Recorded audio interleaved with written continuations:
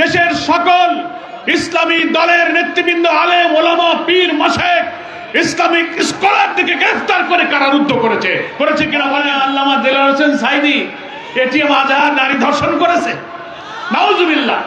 C লজ্জায় জাতির জন্য। 90% মানুষ যেখানে মুসলমান, সকাল সন্ধ্যা যাদের আজানের ধ্বনি, যারা 5 ওয়াক্ত নামাজ পড়ে, তৌহিদে বিশ্বাস করে, অন্যান্য ধর্মের অবলম্বীরাও স্বাধীনভাবে তারা এখানে ধর্ম পালন করে, সেই বাংলাদেশে একজন মুসলিম রাষ্ট্রপ্রধান দেশের সকল ইসলামী দলের নেতৃবৃন্দ, আলেম ওলামা, পীর মাশায়েখ, ইসলামিক স্কলারদেরকে গ্রেফতার করে কারারুদ্ধ করেছে কিনা বলেন?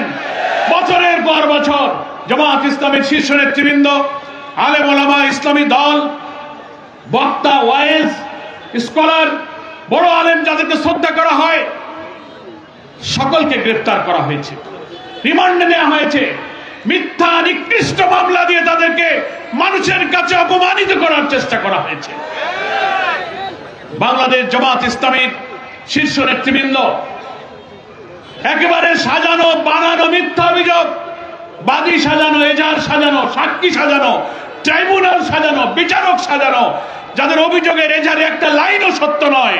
মাওলানা আল্লামা দেলোয়ার হোসেন সাঈদী এটিএম আজহার নারী ধর্ষণ করেছে। নাউজুবিল্লাহ। সি লজ্জায় জাতির জন্য।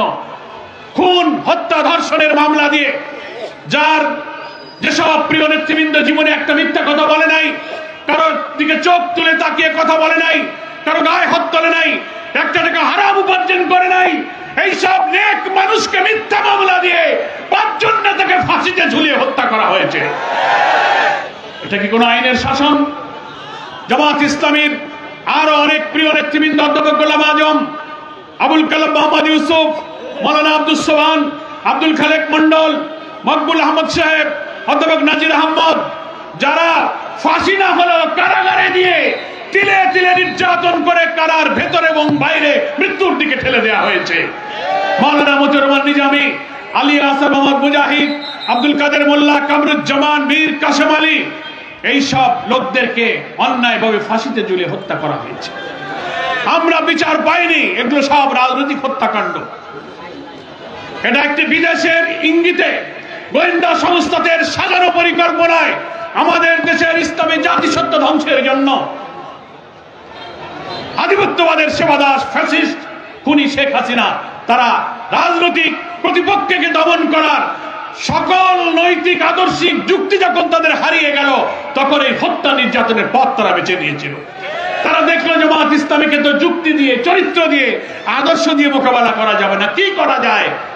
তারা এখন তথাকথিত যুদ্ধ অপরাধের একটা আইন বানালো। তার পিতা যে রাজনৈতিক এই অসত্য অভিযোগকে অস্বীকার করে মীমাংসিত বিষয় হিসেবে জাতীয় ঐক্য গড়ে তুলে তিনি দুনিয়া থেকে চলে গেলেন।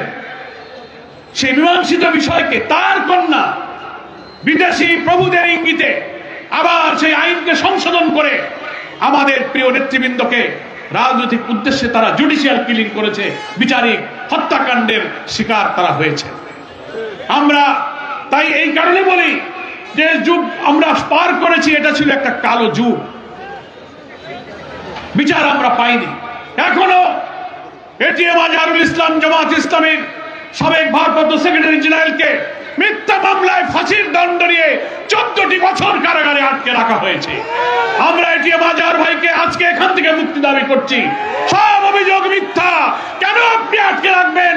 বাংলাদেশ নতুন স্বাধীন হয়েছে, ফ্যাসিবাদের পতন হয়েছে, ফলে তাদের আনা মিথ্যা অভিযোগ থেকে তাকে মুক্তির ঘোষণা দিন, তাদেরকে অগ্নিঅপরাধ ঘোষণা করুন।